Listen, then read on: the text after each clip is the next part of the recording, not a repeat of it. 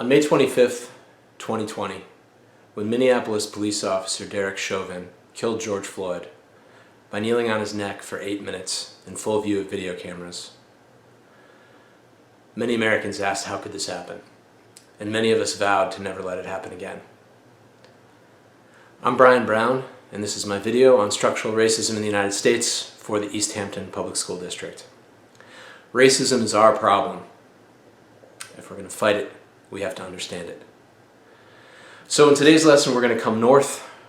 We are going to look at wealth, and we're going to look at structural economic problems in cities.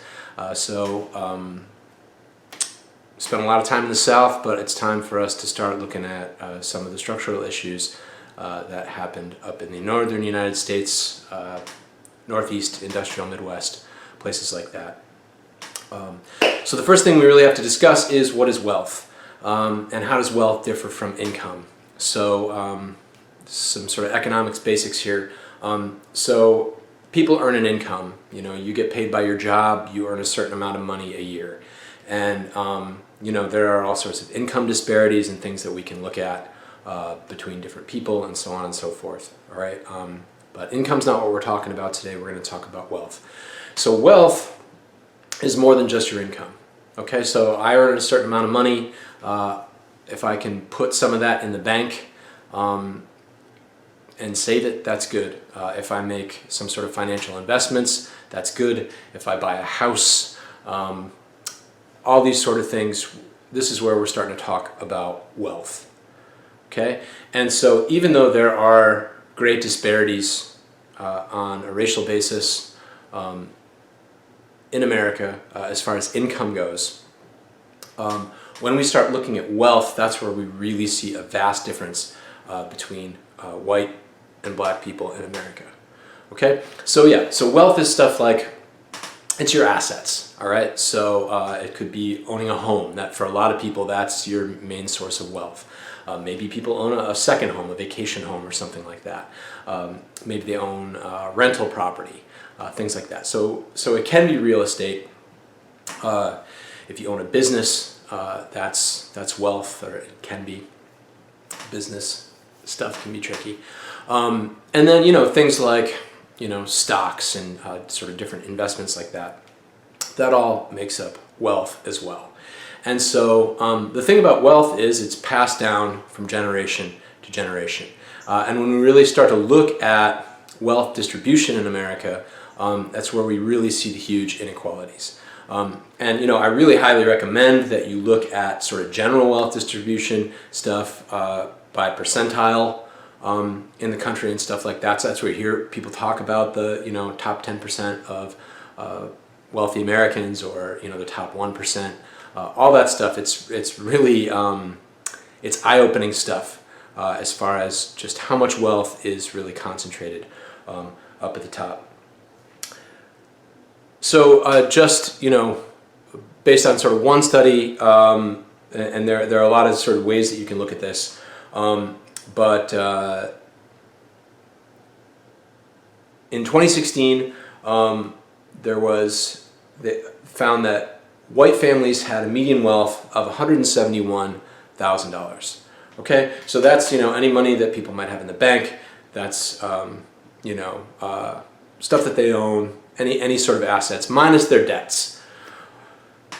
Whereas black families' median wealth in 2016 was $17,000. So $171,000 white families, $17,000 for black families. This is median income, so just in case you aren't super fresh on what that means if you lined up all the assets of every person, the median means it's the one in the middle. It's not a mean, it's not like an average like that. It's not the one that occurs most, which would be the mode. The median is the number that would fall right in the middle. So for white families, $171,000, that was the median wealth. For black families, $17,000. So you can see that there's a vast difference here. When we started our story, as far as the series goes, African Americans were, in large numbers, of 4 million African Americans were living as slaves. And so their assets were zero. In fact, they counted as someone else's property as someone else's assets. That's another whole discussion. But so when slavery ends in 1865, African Americans are starting at zero, whereas white Americans had been accruing assets for all that time, up until then. So you can see that people don't start in the same place in American history. Okay, what we're going to look at today, though, sort of fast forward, we talked a little bit about the lack of economic opportunity and stuff like that for African Americans during Reconstruction, during Jim Crow, and so on and so forth. What I really want to talk about are some big structural things that were a huge impediment to African Americans accumulating wealth in the post-World War II era. Now, when people talk about like sort of the good old days of the American economy, this is sort of a important point that I like to try to make. When people talk about the good old days of the American economy, we have this romanticized notion, all right, that that dad goes off to work and that mom stays home and waxes the kitchen floor again and does the dishes and sends the 2.5 kids off to school, that sort of idyllic idea of the American economy actually really only describes a brief period in American history. Really from the end of World War II to the mid-1960s. And that was a time where the American economy was so strong that a household could survive on one income, and that's due to all sorts of things. It's due to things like the labor movement. It's due to things like heavy government investment in the private sector as far as World War II goes, in order to try to get American factories and stuff like that ready to manufacture stuff to fight in World War II. So socialism. There's a lot of reasons why the American economy was so strong. It was also strong because all of its competitors over in Europe had blown themselves up. And so all of a sudden the United States is in this really great situation where all the competition is gone. Our country has just invested in all these factories, and things are up and running. And so for a brief period of time, basically end of World War II till the mid-1960s, there was this sort of period of prosperity for Americans. All right? But people talk about that period as if all of American history was like that up until this point. And it wasn't.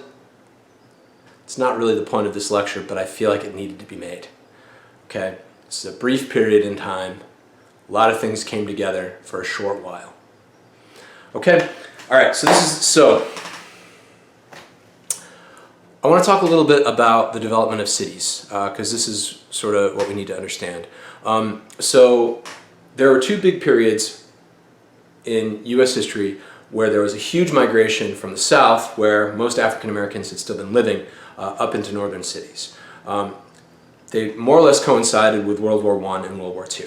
The Great Migration happens in the early part of the 20th century. A lot of things come together. A lot of mechanization of farm work and stuff that happens down south. A lot of black farm workers are losing jobs. Plus there are these really good factory jobs up north because there's a war on and we need to make a bunch of stuff for the war.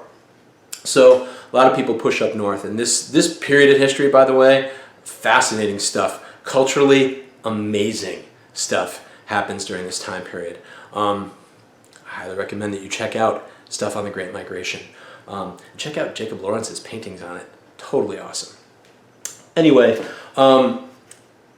Second Great Migration really happens around World War II. Same kind of deal. A lot of black people are living in the South. They move north for jobs and so on and so forth. Okay, so the way that cities develop early on in the Industrial Revolution and things like that. So, late 19th century, early 20th century, has a lot to do with transportation. So you have an industrial center of a city. It's where the factories are, okay? And then living near those factories, you have the people who work in the factories, the common sort of laborers. Now, part of this has to do with transportation, so you're going to have to sort of picture this in your mind a little bit. Trolleys, streetcars, this is the method of transportation that people are using at this point. So if you could afford to take the trolley to and from work every day, you could live a little further away from the central industrial area. Okay?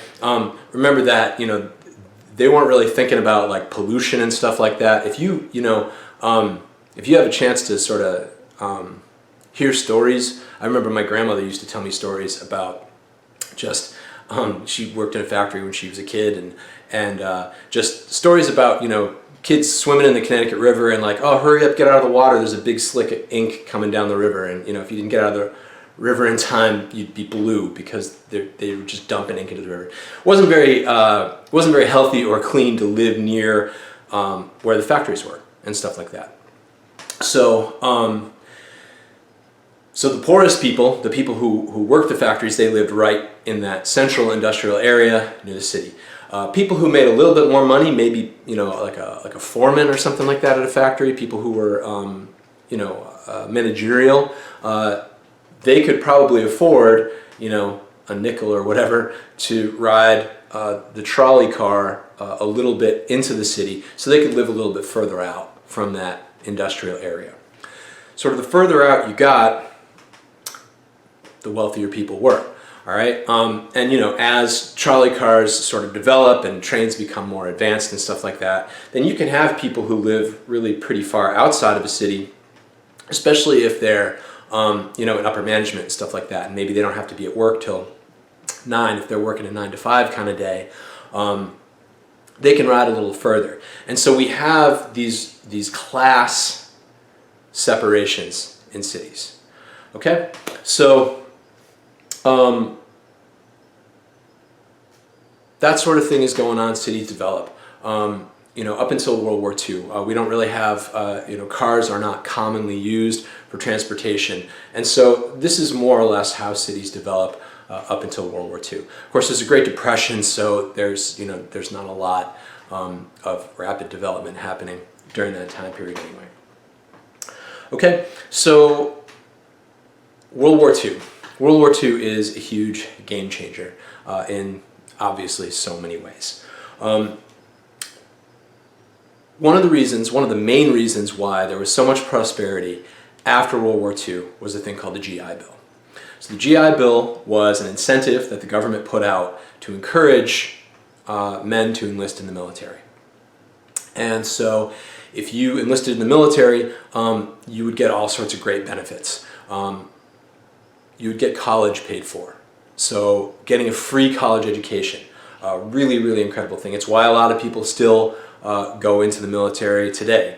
In fact, if we had free college education in the United States, I imagine it would have a huge impact on the number of people who enlist for the military. So free college education, which is an incredible way to advance your income and your wealth. All right, just to sort of quote that same study. In 2016, remember, the median income for white families is $171,000. The median wealth for white families is $171,000. The median wealth for black families is $17,000. Okay, if you look at all people who have a 4-year college degree, if the head of household has a 4-year college degree, that median wealth goes all the way up to $292,000. Okay, so getting a college degree has a huge impact on your ability to gain wealth.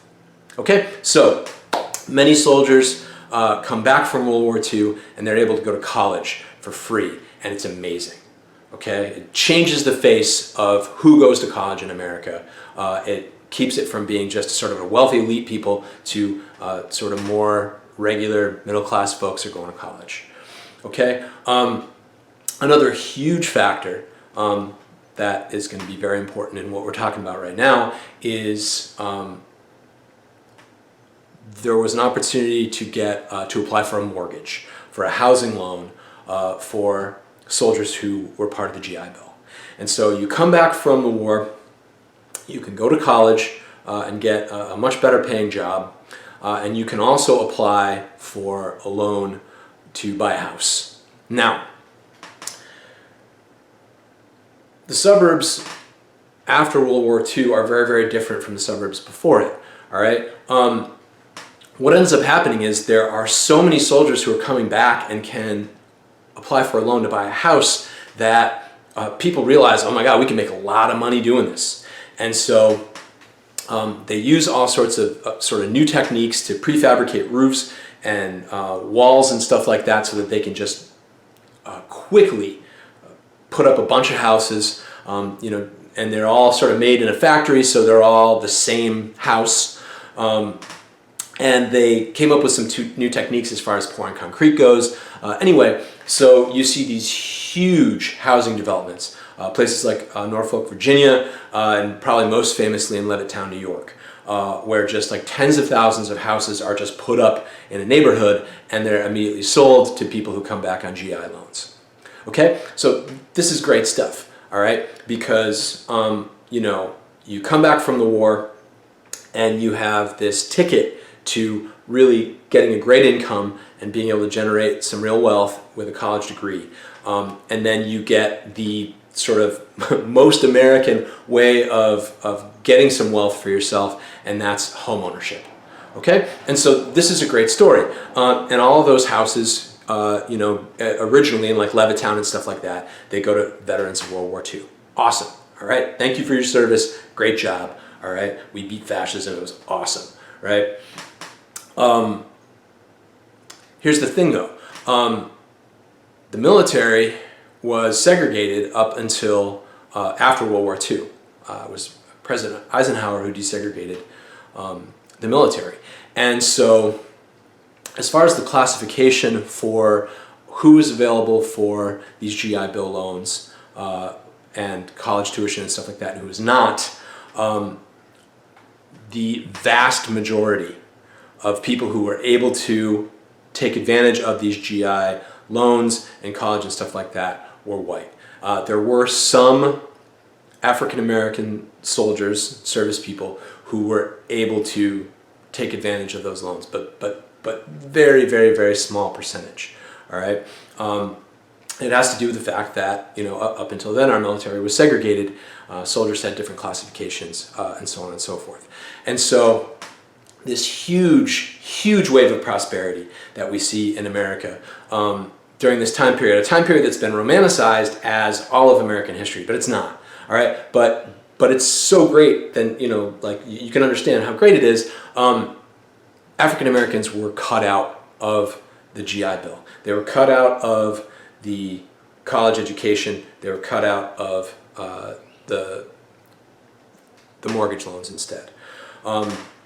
What we see instead are investments in public housing and things like that for African Americans, which unfortunately turned out to be not so good. So we start to see the building of high-rise public housing and so on and so forth for people. Like, you know, Cabrini Green is probably the most notorious in Chicago.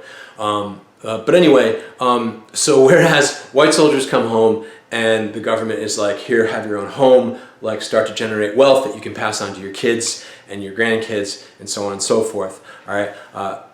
African Americans come home from that war. They come back to segregation and they come back to, you know, find out that, you know, well, the government will provide you with subsidized housing, but it's a very poor design.